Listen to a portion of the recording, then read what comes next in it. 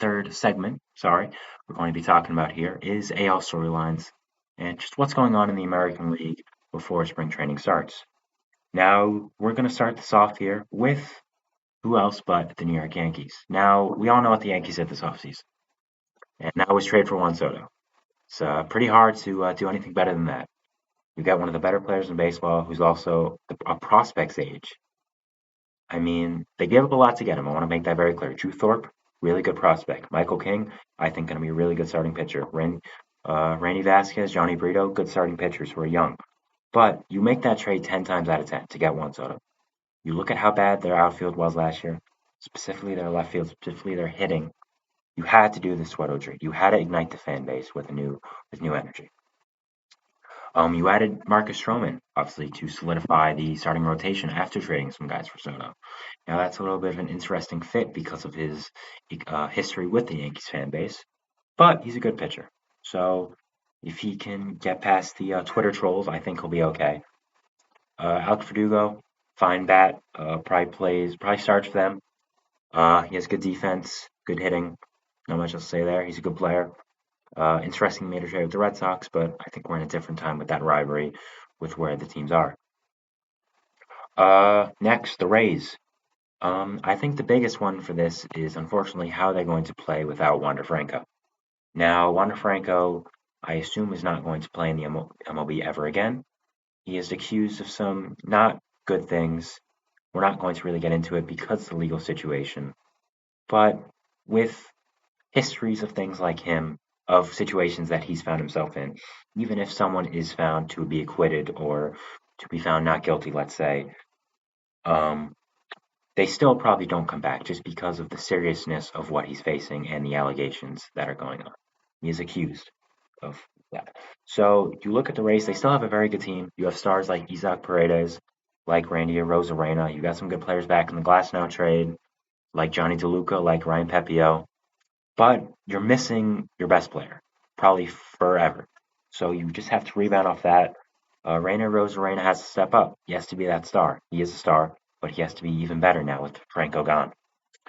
They have some guys to replace Franco. They have Taylor Walls, who was the defense first guy. Not much with the bat, but bring something there with the glove and a shortstop that is important, of course. It's a really tough division to try to win now without your superstar shortstop, but they got to do the best they can. This is the situation they've unfortunately found themselves in. Next, Toronto. Toronto had a really tumultuous, kind of disappointing offseason when looking at it. They didn't have a bad offseason per se. They signed Yariel Rodriguez, who's an interesting player to watch, coming over from Cuba, and the NPB as well. Justin Turner, good solid DH. Kevin Kiermaier, fine depth player. But, of course, they missed out on Juan Soto and Shohei Ohtani, who we thought it was a lock at earlier in their offseason that they would sign one of. So they had a disappointing offseason because of that, but they still signed some good players, like I said. So how are they going to rebound from that? Are they going to come together as a team? Are they going to be really good? Are they going to make the playoffs again? Of course, they missed it last year. They're in a really tough division now, especially with the Orioles just continuing to get better. The Yankees got better. I think they're above the Rays and the Red Sox right now, but there's still a lot of good teams in the AL, which we'll get to. So it's just how are they gonna fit, and how are they gonna play with missing out on Ohtani and Juan Soto. Baltimore, pretty clear here. How are they gonna repeat in the East, and will they? Adding Corbin Burns certainly helps that. I didn't expect them to add a big pitcher, in the offseason, but they did. They shocked everyone and out of nowhere just traded for one of the game's better players in Corbin Burns. They have a really, really good young team. Not much else to say there. They won 101 games last year, and that was for a reason. Maybe they overperformed a little bit. Maybe they won't win 101 again. But I would be surprised if they don't win at least 90. Gunnar Henderson, Adley Rutschman, Cedric Mullins, Dean Kramer, Kyle Bradish, guys like that, adding on to Corbin Burns with the team they have, they're going to be really good. And they're not only going to be really good this year, but really good for a long time with the team that they have. So I would look for them. Can they repeat in the East? Are they the favorites right now? I would say they are. So yeah, with that, that's what I'm looking for with Baltimore right now. Boston, I think it's clear. Will they be good? I just think it's kind of as simple as that, really. I'm not sure what their direction is. They're kind of trying to bridge the gap of being in contention and kind of rebuilding, but I don't know if they're doing it very well. I wasn't a big fan of the Giolito signing, but in his press conference, he did say he sought out the Red Sox because of what they told him in his press conference. So maybe he knows something that we don't about what the Red Sox plans for him are. They traded for Tyler O'Neill, and that was kind of it. Just haven't done much this offseason when they said they would be all in. So it's just really kind of interesting, and we don't really know what they're going to be. All their young players could completely outperform what we thought, and they could have a surprise one. They could win the East like the Orioles did last year, but I find that very unlikely. They could still sign a guy like Jordan Montgomery, but again, I find that unlikely. It's just very interesting to watch what's going to go on with the Red Sox and what's going to happen with them. Next, going on to the AL Central here, Minnesota. The Twins, the reigning champions in the Central. Will Buxton and Correa rebound? Now, Buxton, like most years, got hurt, and he's going to be playing center this year. Sorry, my apologies. Buxton did not get hurt last year, but that was because he was playing DH. And this year he's going to be playing center again. And every single year of his career, he's gotten hurt. I don't like placing the label of injury prone on players, but unfortunately, that's what Byron Buxton has become in his career, injury prone. Now, if he stays healthy for 162, I mean, that's an MVP candidate right there. Nothing else to say. I mean, that's an MVP candidate, but it's just so unlikely. And if he can stay healthy, the Twins can be one of the better teams in baseball. Carlos Correa, he wasn't great at the start of the season and middle as well, but he showed some flashes that maybe he's going back to the old player we know of Carlos Correa at the end.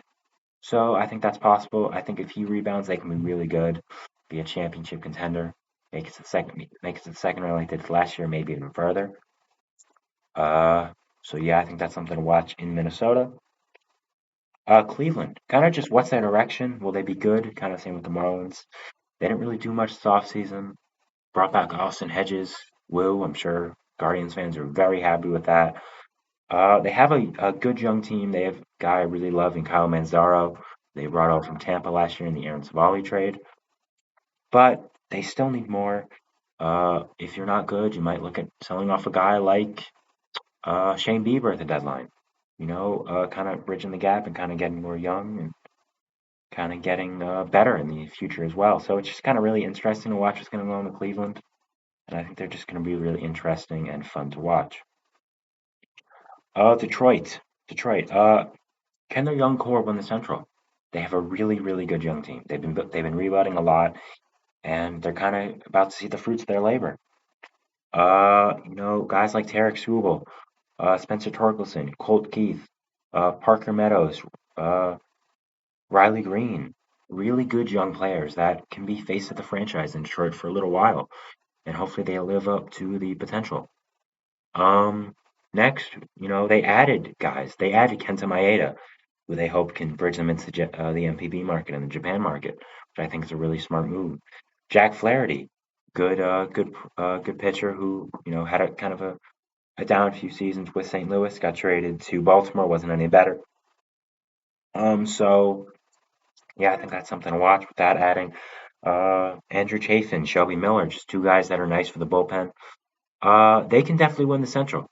The Central is just kind of mediocre with what we've seen in the last few years. So it's just something really interesting to watch. And can they fill their potential? The Royals, kind of the same thing here. Can they win the Central? And they've added a lot of new pieces, and can that help them win the Central? I mean, no one expected the Royals to do what they did. Seth Lugo, Michael Waka, Chris Stratton, Will Smith, Hunter Renfroe, uh, Adam Frazier. Just a lot of solid players they added to a team that has young guys like Bobby Witt, who they recently extended.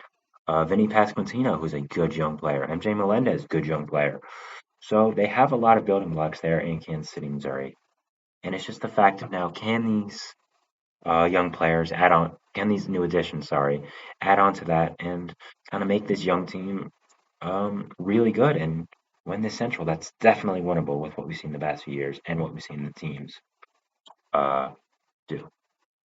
Finally, in the Central, we have the White Sox, and it's pretty clear. Will they trade Dylan Cease? I am shocked that he's still in the White Sox at this point. He's been in trade rumors for a long, long time. But they apparently haven't gotten what they want for him, so they're keeping him. Um, I think they do end up trading him by the deadline. Orioles seem to watch there. They've been mentioned a lot, even with Corbin Burns. They didn't really give up much of their prospects because they just have such a sheer depth. And it's just to watch, will they trade Dylan Cease? There's not really much else going on in the South Side for baseball. Their team's really, really bad, and Dylan Cease the only thing to watch right now, and his trade as well. Finally, going into the West, we're going to talk about the Astros. Will they reclaim the West? Obviously, they did not. Sorry. Will they repeat in the West? My apologies. Obviously, they're not the Kings of the West, even though they did win it because the Rangers won the World Series. So kind of just going back to being the top dogs that they were. They're kind of facing a really tumultuous season here. Alex Bregman, a franchise cornerstone for a long time, is going to be a free agent next offseason.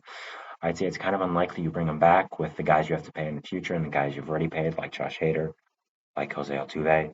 So it's kind of just maybe it's a little of a last dance with him and kind of a lot of the core with Correa already leaving, Springer already leaving, just saying goodbye to more guys.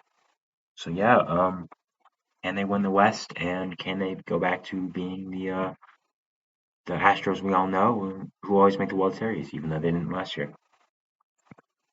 Texas, can they defend their World Series crown? They have a lot of pitching injuries, which is going to make it hard. But if they bring back a guy like Montgomery, who I do expect them to bring back, it can help solidify it. Jacob DeGrom, Max Scherzer, when they do inevitably come back, of course it will help them. So of course that helps. But they still have injuries to start the season, and Corey Seager's out. We don't know how long and how that's going to affect them going into opening day. So it's just that as well. The Angels, how are they going to be after losing Otani? Probably not very good. But I think they bring in guys like JD Martinez, like Blake Snow, who I mentioned before. So they might not be that horrible. It's just what's the direction of the team now? Are you going to try to win with this young core, which I don't think is impossible. I like the young core they have. I really do. Robert Stevenson's a good bullpen arm who's probably going to be a closer for a few years there. I really like that signing as well. But it's just how are they going to perform after losing the best player in baseball? Again, probably not well, but I don't think they'll be awful. So it's just something to watch. Seattle, can they make the playoffs again? They have a really good young team. They have a franchise cornerstone in Julio Rodriguez. They have a lot of good young pitching. Logan Gilbert, George Kirby. So can they make the playoffs again? And can they can they kind of be that young, really good team we saw 2 years ago and just put everything together? Lastly, we have Oakland. How will the young core take a leap? That's really all there is to look at in Oakland. J.P. Sears, Mason Miller, Ken Waldachuk, Shea Langoliers, Tyler Soderstrom, Seth Brown, Esteury Ruiz, just young players they have. They're not going to be good, but if you're if you're Oakland, they're going to be Vegas in a few years. If you're Vegas fans, I should say, because they'll be your team really soon, you want them to take that leap. You want them to kind of have a core when coming there and kind of have a core right now in Oakland as well. Maybe trying to see if you can build something at all and kind of build off the backs of your young players and how they are performing. Uh, so just recapping, I think that's what's really interesting right now in the AL. I think the big thing is just the Yankees with Juan Soto. Is he going to fold under the pressure? I think that's something else to watch out for that I didn't mention. He's got a lot on his shoulders right now, being kind of being in one of the biggest trades ever, going into the Bronx, New York. There's not many stages bigger than that in sports. I think he rises to it, but it's something interesting to watch, and it's going to be interesting to see if he rises to it or he flounders out and the Yankees' entire season takes a different trajectory than we all expected. So that's it for AL storylines and what could go on there.